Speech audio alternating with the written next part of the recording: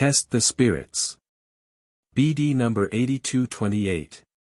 July 30, 1962. You humans should believe that I will keep sending you the truthful information about Jesus Christ and his act of salvation, for you have to recognize and acknowledge him.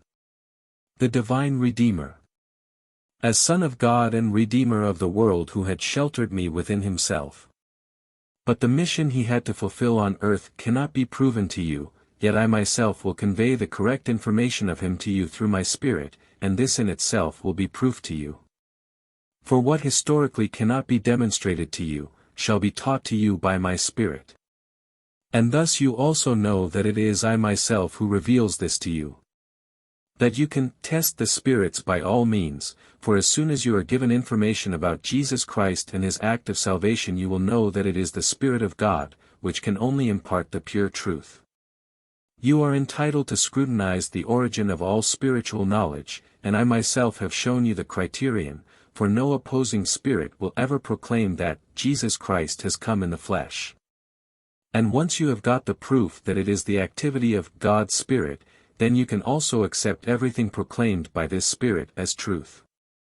My working within the human being, which expresses itself so distinctly as the transmission of my word, cannot be interpreted or explained as personal intellectual thought, but it can be even less described as my adversary's activity, for then people only demonstrate that they themselves do not recognize the Father's voice, that they do not belong to my own who completely hand themselves over to me, but that they are intellectually still too active themselves or they would feel that they are addressed by me, their Father of eternity. For my transmission of the word into a human heart, be it directly or through my messengers, will not fail to have the desired effect. It touches the heart as soon as it opens itself and is willing to be addressed by me, and that necessitates that the person listens to me impartially and thus is also willing to let himself be permeated by my Spirit, by my light of love. However, if a person undertakes a purely intellectual examination of the spiritual knowledge he has received from me, then he will hardly be able to recognize his Father's voice, for it will not touch his heart, and only this is capable of taking the test.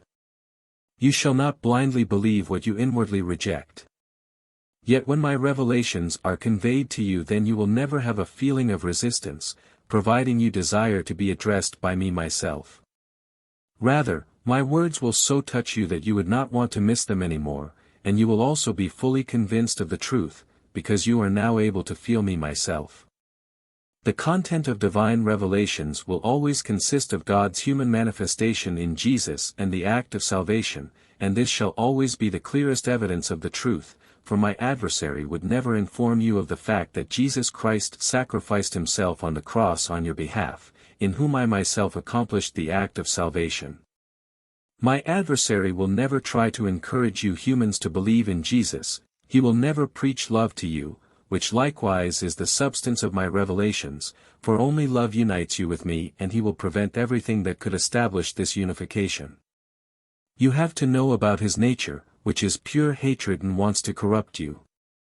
And you will be able to recognize his activity by the fact that he will do everything to demean my divine revelations and to darken your spirit so as to prevent you from recognizing me.